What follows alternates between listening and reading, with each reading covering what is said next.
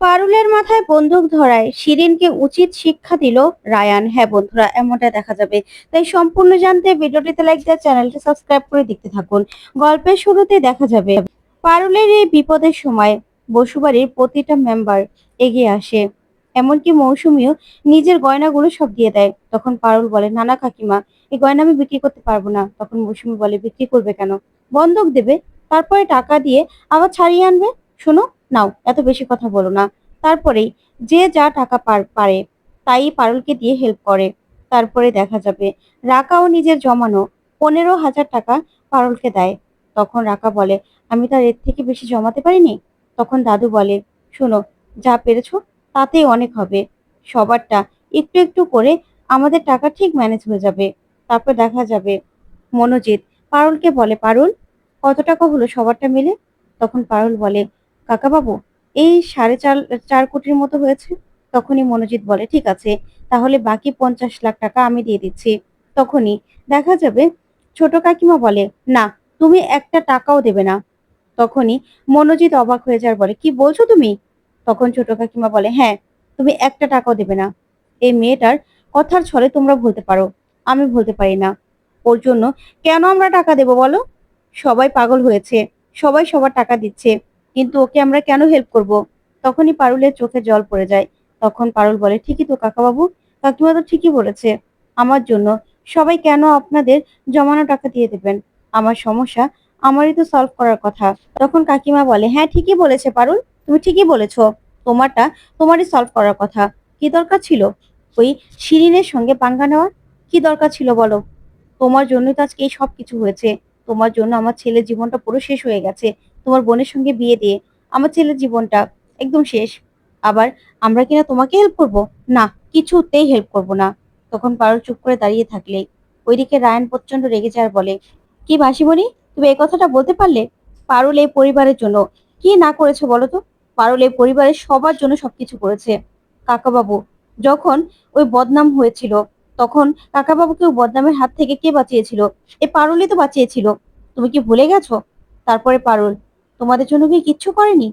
শোনো, আমার মাও বুঝতে পেরেছে যে পারুল যদি না থাকতো তাহলে দিদি আর জামাইবাবুকে আমরা ওখান থেকে কিছুতেই বের করে আনতে পারতাম না। আর তুমি একটা অকৃতজ্ঞ। তুমি যদি আজকে পারুলের বিপদে পারুলের পাশে এসে না দাঁড়াও না, তাহলে আমি বুঝবো যে তুমি বেঈমান, তুমি অকৃতজ্ঞ। তখনই মনোজিৎ বলে, হ্যাঁ রায়ান একদম ঠিক কথা বলেছে। শোনো পারুল, আমার টাকা আমি কাকে দেবো না দেবো আমি ঠিক করব।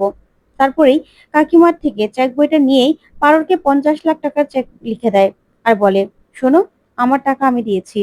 তারপরেই পারুল বলে, তোমরা চিন্তা করো না, এই বসুবাড়ির প্রত্যেকটা টাকা আমি গুনে গুনে শোধ করব।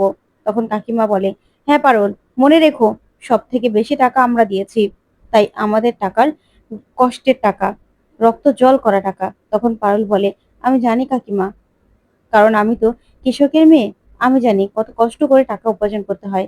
আপনি চিন্তা করবেন না। তারপর দেখা যাবে রায়ান বলে, আচ্ছা পারুল, তাহলে এবার নেক্সট স্টেপটা কি? তখন পারুল সবাইকে সবটা বুঝিয়ে দেয়, কোথায় কে কোন জেলায় গিয়ে তারপরে সব চাল পিওর লাইফের কিনে নেবে। তারপর দেখা যাবে সকালবেলায় পারুল, রায়ান সহ ফ্যামিলির সবাই মিলে ছদ্মবেশ নিয়ে নেয় আর সবাই সবার কথা মতো সেই এক এক জেলায় গিয়ে সবগুলো চাল কিনে নেয়। পিওর লাইফের সব চাল স্টক আউট করে ফেলে। ওদিকে শিরিন তো ভীষণ খুশি। তখন সংযুক্তাকে বলে, ম্যাডাম, সব চাল তো বিক্রি হয়ে গেছে, পিওর লাইফের সব চাল স্টক আউট। তখন তো সংযুক্তা আর শিরিন পুরো পার্টি করার মোডে থাকে। ওইদিকে পারুলরা সব চাল গোডাউনে নিয়ে এসে বলে, ব্যাস, আমাদের প্ল্যানটা সাকসেসফুল হয়েছে। এবার নিশ্চয়ই এই খুশিতে শিরিন নাচ করছে, পার্টি করছে, করুক না, আরো বেশি করে করুক। আর তো মাত্র আজকের রাতটা, তারপরে কালকে থেকে শিরিন বুঝতে পারবে যে ওর সঙ্গে কি হয়েছে। তারপরে সকালবেলায় দেখা যাবে স্টোরে শুধু পারুলের গোবিন্দভোগ চাল, পিওর লাইফের কোনো নামই নেই। ওইদিকে শিরিন সব কোম্পানির এমপ্লয়ীদের এসে বলে, আমাদের চাল স্টক আউট, আমি আজকে দুপুরে তোমাদের লাঞ্চ করাবো। তখনই বোর্ড মেম্বাররা সবাই চলে আসে আর এসেই বলে, শিরিন, তুমি কি করেছো এটা? তখন শিরিন বলে, কেন স্যার, আমি তো ভালোই করেছি, সব চাল আমাদের বিক্রি হয়ে গেছে, স্টক আউট হয়ে গেছে। তখনই বোর্ড মেম্বাররা প্রচন্ড রেগে যায় আর বলে, তাহলে পিওর লাইফের চাল কোথায়? পিওর লাইফের নামই নেই বাজারে। পিওর লাইফ পুরো বাজার থেকে একদম উঠে গেছে।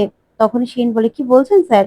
তখন সবাই প্রচন্ড রেগে যায় আর বলে, তোমার কথায় আমরা 150 টাকা করে চাল দিয়েছিলাম, কিন্তু এখন তো দেখছি আমাদের নামই উঠে গেছে বাজার থেকে, যেখানে ভিলেজ লাইফ ওঠার কথা ছিল।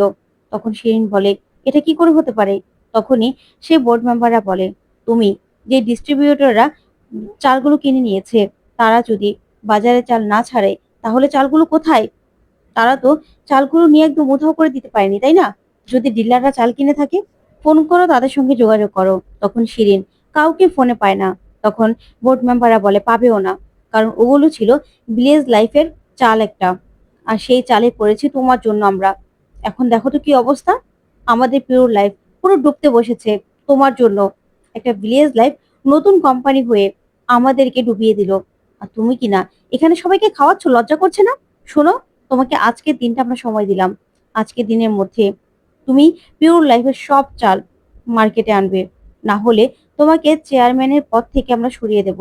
হ্যাঁ, তোমার শেয়ার আছে ঠিক আছে, তারপরেও তোমাকে আমরা রাখতে পারবো না। তখন এই কথা বলে সবাই চলে গেলেই শিরিন বলে, এখন আমি কি করব?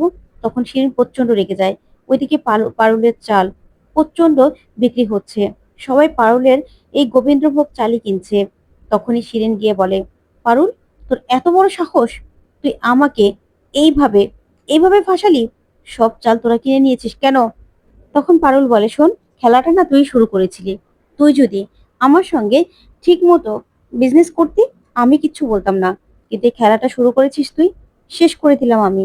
তখনই পারুলকে চড় মারতে গেলেই রায়ান শিরিনের হাত ধরে ফেলে আর বলে, তোকে বলেছিলাম না যে তুই পারুলের কোনো রকম কোনো ক্ষতি করার চেষ্টা করবি না, তাহলে তোর এই হাত আমি ভেঙে দেবো, তারপরে দেখা যাবে। ম্যানেজার বলে, ম্যাডাম, আপনি প্লিজ এখানে হইচই করবেন না, এটা হইচই করার জায়গা নয়।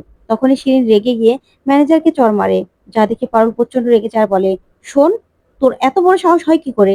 তুই একজন সম্মানিত ব্যক্তির গায়ে হাত তুলিস? এত বড় সাহস তোর! শোন, তুই না আমাকে ডুবাতে চেয়েছিলি, তাই তোকে আমি ডুবিয়ে দিয়েছি, তোর চালেই তোকে মাত দিয়েছি, এবার এখান থেকে চলে যা। তখনই সিকিউরিটি গার্ড এসে শিরিনকে বের করে দেয়। ওইদিকে শিরিন বাড়ি থেকে প্রচন্ড ভাঙচুর করতে থাকে। তখন সংযুক্তা বলে, শিরিন, এরকম করলে কি করে হবে বাচ্চাদের মতো? শোনো, ভাবো কি করে সবটা ফিরিয়ে আনবে। তখন শিরিন বলে, কি করে ম্যাডাম, কি করে? আমাকে তো পিওর লাইফ থেকে আজকের দিনটা সময় দিয়েছে, কি করব আমি, না হলে আমাকে চেয়ারপারসন থেকে সরিয়ে দেবে। তখনই সংযুক্তা বলে, শোনো, ওরা এত চাল নিশ্চয় গোডাউনে রেখেছে, সেখান থেকে চালগুলো উদ্ধার করো আর সবগুলো বাজারে ছাড়ো, বুঝতে পেরেছো? তখনই শিরিন বলে, থ্যাংক ইউ ম্যাডাম, আপনি একদম ঠিক কথা বলেছেন, আমি যাচ্ছি। তখনই লোকজন ঠিক করে নেয় শিরিন। ওইদিকে পারুল পায়েস রান্না করছিল। তখনই রায়ান বলে, আচ্ছা পারুল, এখানে দাঁড়িয়ে দাঁড়িয়ে পায়েস রান্না করছিস তুই? শোন, শিরিন কিন্তু বসে থাকার মানুষ না, শিরিন কিন্তু ঠিকই গোডাউন থেকে ওই চালগুলো উদ্ধার করার চেষ্টা করবে। তখন পারুল বলে, আমি জানি, সেই জন্যই তো সিকিউরিটি গার্ড রেখেছি।